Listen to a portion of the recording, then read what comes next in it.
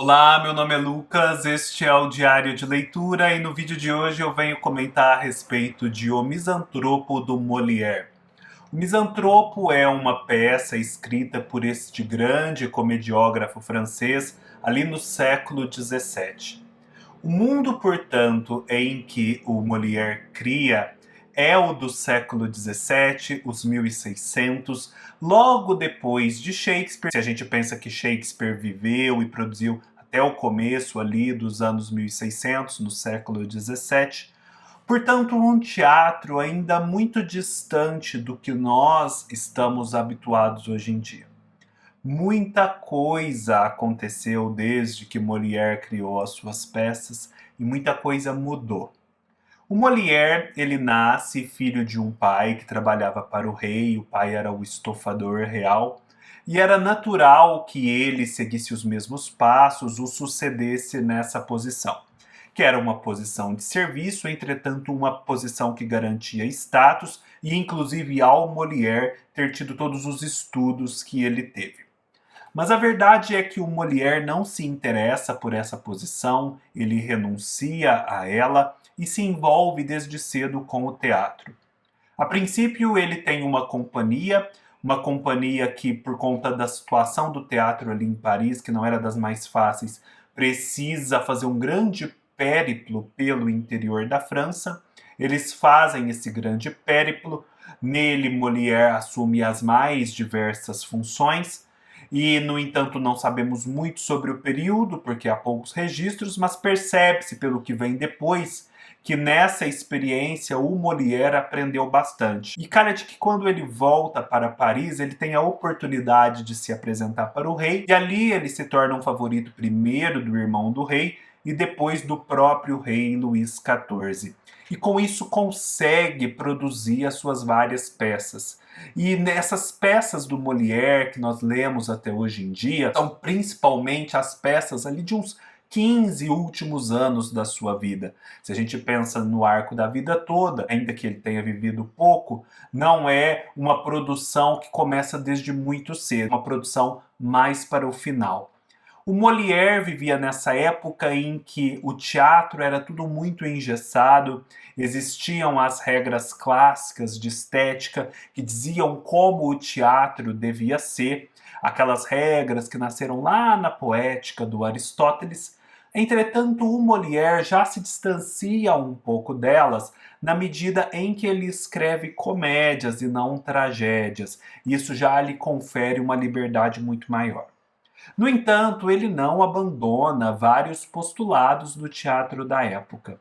Ele não tem nenhuma pretensão de ser realista, de que as ações em cena sejam extremamente verossímeis e se confundam com o que poderia se passar na realidade. A forma como as cenas são apresentadas, as situações da vida, deixam evidente que elas não são apenas a mimesis da vida. Existe uma forma que as transforma numa outra coisa que faz referência à vida, mas que com ela não se confunde. Um outro elemento que para o leitor moderno é ressaltado desde o começo e que também contribui para esse formalismo que ainda permanece é o fato de o teatro ser todo escrito em versos.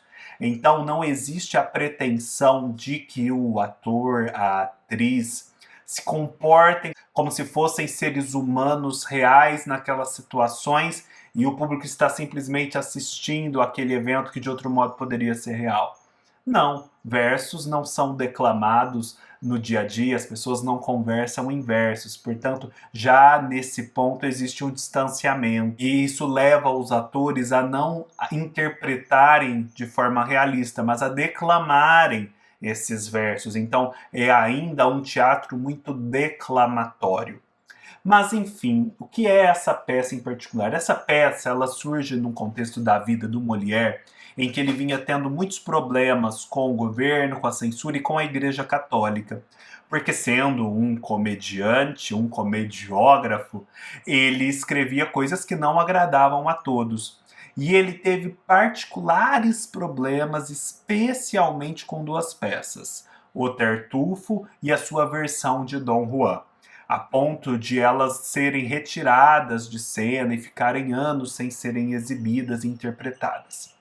Aqui, então, o Molière toma um pouco mais de cuidado para continuar fazendo a sua arte, sendo fiel à sua verdade, sem desagradar tanto as outras pessoas. De modo que a gente lê isso aqui e percebe que, de fato, não existe nada assim tão incendiário, ainda que exista uma crítica a hábitos da sociedade. Que hábitos são esses? O protagonista da peça é o Alceste. O Alceste é o famoso super sincero, alguém que leva a questão moral às suas últimas consequências. Ele tem um padrão de moralidade que é tão elevado que dificilmente alguém vai conseguir resistir a ele. E com esse padrão, ele julga tudo e ele entende que ele deve dizer a verdade sobre tudo, porque é com a verdade que ele vai contribuir para com o próximo e a sociedade. Então, existe um cidadão aqui que escreve versos, um poeta amador, e apresenta esses versos ao Alceste. O Alceste vê que aquilo é uma porcaria. Então, a melhor coisa que ele acha que existe a fazer é dizer com todas as palavras que aquilo é uma porcaria, de modo que o moço possa ou desistir ou melhorar. Esse é um exemplo. Existe também aqui um processo que a gente percebe que vai favorecer ou não o Alceste e os seus, e que se ele fizer alguma maracutaia, se ele assim decidir jogar conforme as regras do jogo, dançar conforme a música, e essas regras do jogo e essa música não são as mais morais, ele vai vencer esse processo com facilidade. Mas nesse caso também a sua moralidade se faz sentir e ele não cede, com isso será prejudicado. Esse Alceste, no entanto, apesar de ser tão moral, tão moralizante e tão honesto e franco, ele é apaixonado por uma jovem chamada Celimene. E essa Celimene é o oposto do que ele é, porque a Celimene é preponderantemente uma mulher da sociedade, uma mulher que tem vários homens que estão cortejando ela, e que para lidar com todos esses homens, ainda que o seu grande amado seja o Alceste, precisa ter tato, precisa ter diplomacia e precisa, portanto, dizer umas mentirinhas, dar assim umas falsas esperanças, de modo a dissuadir os moços sem desesperá-los completamente. Então ela é alguém que dança conforme a música e que joga conforme as regras do jogo. E o Alceste sabe disso, no entanto, ele está apaixonado.